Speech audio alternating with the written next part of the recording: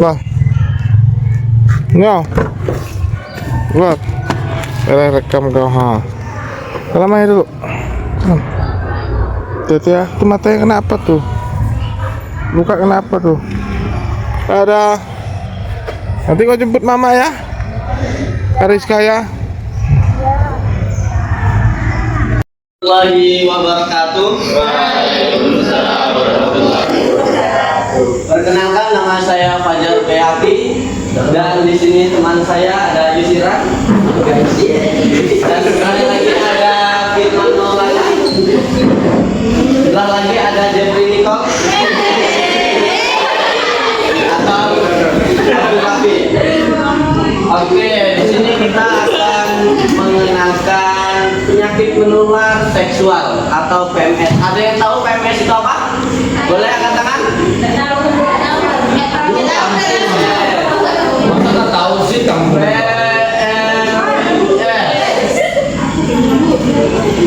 Oh iya. PMS Adalah penyakit oh iya benar. Menular menular seksual. Bang, jangan nyampe seksualnya. Fokus sedikit, coba yang lain tangannya di atas, satu tangan. Angkat semuanya ya, semuanya. Digain-gain dulu biar nggak ngantuk. Ayo. Gain-gain dulu biar ngantuk. Tangannya. Nah, situ pegang dagunya, pegang dagunya. Aduh. Dagunya mana dagu?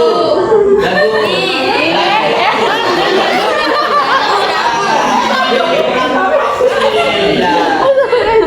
Teruskan lagi ya. Oke. Nah, di sini kita akan dijelaskan oleh Mas Raffi. Boleh maju, Mas? Pengertian chlamydia. Chlamydia adalah infeksi menular seksual yang disebabkan oleh bakteri Chlamydia trachomatis.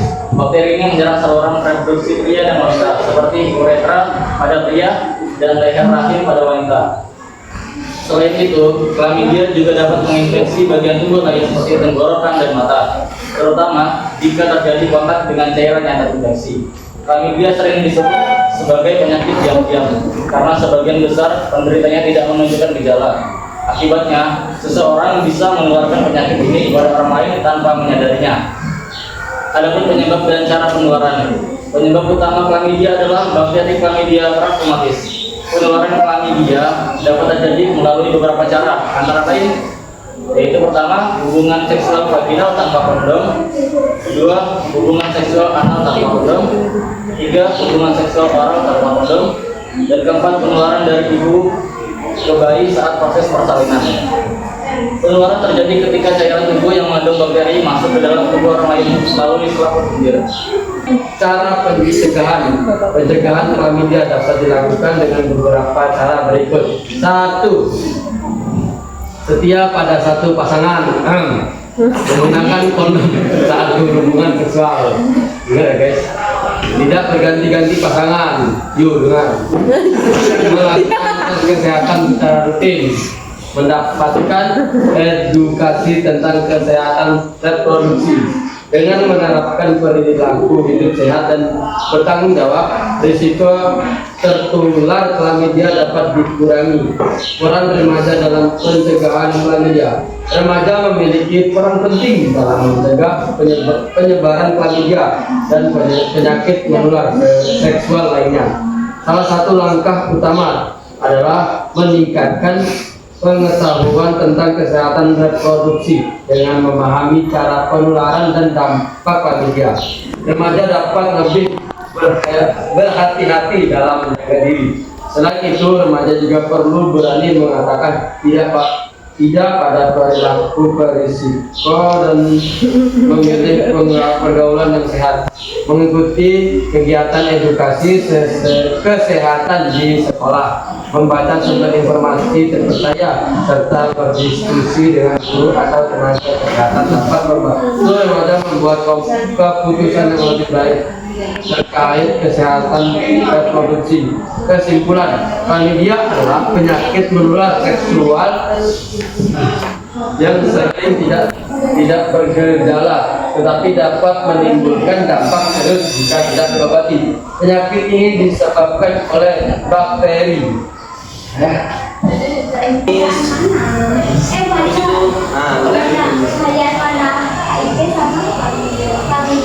Apa? Oke, bahaya mana HIV dengan chlamydia? Oke, ada lagi? Yang lain? Boleh PMS, boleh sama tentang PMS. Nah, oke. Kenapa chlamydia dibilang?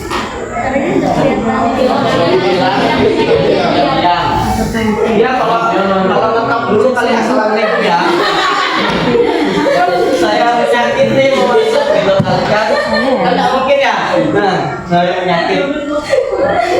Demam aja ada loh assalamualaikumnya seperti kayak pusing gitu kan. Ini dia diam-diam nih.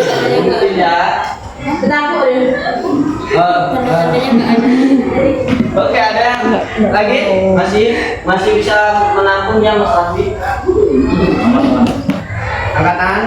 Yang sepele itu tidak apalah. Oke, apa atau dampaknya boleh yang belum jelas? Nah, boleh? Ciri-ciri chlamydia. Oke, ciri-ciri chlamydia sebutkan katanya. Yang pertama, saya jelaskan sedikit tentang HIV. HIV adalah jenis virus yang menyerang dan menghancurkan sel CD4. Nah, merupakan jenis sel darah putih yang menjadi bagian penting dari sistem kekebalan tubuh manusia. Fungsi utama sel CD4 adalah melawan infeksi yang disebabkan oleh berbagai macam mikroorganisme. Bahaya keputihan yang tidak normal. Kurang tahu ya saya dengan keputihan apa itu? Nyeri atau di kalian sendiri ya? Dari Allah. Kami akhiri wallahul muwaffiq ila aqwamit thoriq. Assalamualaikum warahmatullahi wabarakatuh.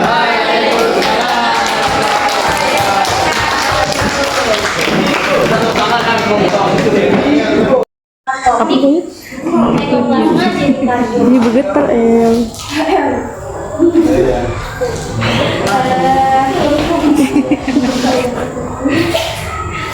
Presentasi kali ini bertujuan untuk memberi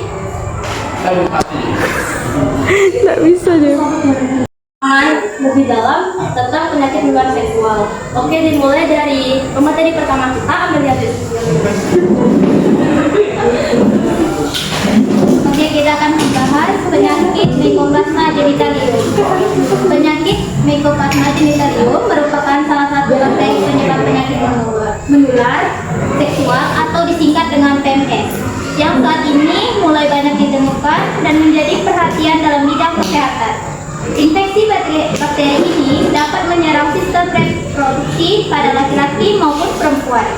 Pada banyak kasus, infeksi Mycoplasma genitalium tidak menimbulkan gejala yang jelas sehingga sering tidak terdeteksi sejak dini. Kondisi tersebut dapat meningkatkan risiko terjadinya komplikasi apabila infeksi tidak segera ditangani dengan tepat. Jurnal ini bertujuan untuk membahas pengertian Mycoplasma genitalium seperti Chlamydia, Trachomatis, dan Neisseria gonorrhoeae. Terdapat patogen lain yang prevalensinya meningkat, yaitu Mycoplasma genitalium. Bakteri ini pertama kali diidentifikasi pada tahun 1980-an dan kini diakui sebagai penyebab penting uretritis dan gangguan reproduksi. Kurangnya kesadaran masyarakat serta keterbatasan pemeriksaan laboratorium menyebabkan infeksi Mycoplasma genitalium sering tidak terdiagnosis. Oleh karena itu, pemahaman mengenai bakteri ini sangat penting untuk pencegahan dan penanganan yang efektif. Apa yang dimaksud dengan Mycoplasma genitalium? Bagaimana cara penularan dan gejala infeksi Mycoplasma genitalium. Bagaimana diagnosis, penelaksanaan dan pencegahan infeksi Mycoplasma genitalium? Itu akan dijawab sama Mbak Intan. Mycoplasma genitalium adalah bakteri berukuran sangat kecil dan tidak memiliki dinding sel. Kondisi ini menyebabkan bakteri ini tidak dapat diobati dengan antibiotik golongan beta. Sifat tersebut juga membuatnya sulit dideteksi dengan metode pemeriksaan konvensional. Penularan Mycoplasma genitalium terjadi terutama melalui kontak seksual baik vagina maupun anal. Risiko penularan meningkat pada individu yang tidak menggunakan pengaman dan memiliki lebih dari satu pasangan seksual. Infeksi Mycoplasma genitalium sering bersifat asimptomatik, namun pada sebagian penderita dapat muncul gejala seperti nyeri saat buang air kecil, keputihan di abdomen, nyeri perut bagian bawah, dan pendarahan di luar siklus menstruasi pada perempuan.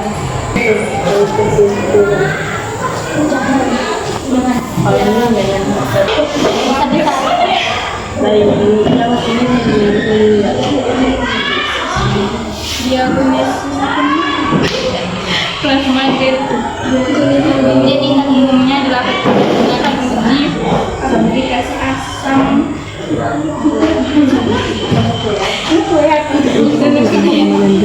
penggunaan dilakukan dengan antibiotik tertentu, namun resistensi antibiotik menjadi tantangan utama sehingga terapi harus disesuaikan dengan pedoman medis. Pencegahan infeksi dapat dilakukan melalui edukasi kesehatan reproduksi, penggunaan alat pengaman saat berhubungan seksual.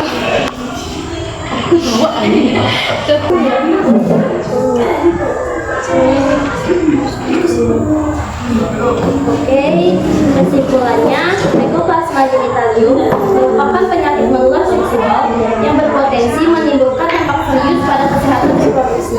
Kurangnya gejala pada klinik, sebagian besar kasus membuat infeksi ini sering terabaikan. Oleh karena itu, peningkatan kesadaran, diagnosis yang akurat, serta penanganan yang tepat sangat diperlukan. Sekian penjelasan dari kami. Apakah ada yang ingin bertanya? Bagaimana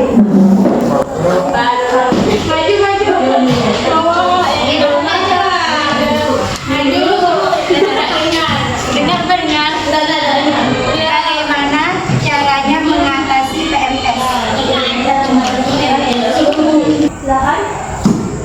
Oke, jelaskan tentang tadi itu, tentang penyakit apa, cara menularnya bagaimana, lalu cara pengobatannya bagaimana, cara pembinaan itu penyakit itu bagaimana.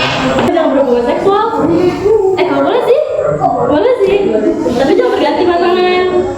Gunakan pengaman saat hubungan seksual. Ya, jangan Kamu deh. Ini disebut hubungan seksual. Iya, apa sih emangnya? Ini apa? Udah jelas ya? Hubungan seksual pada waktunya. Ya, jangan tiap hari. Kalau udah diam.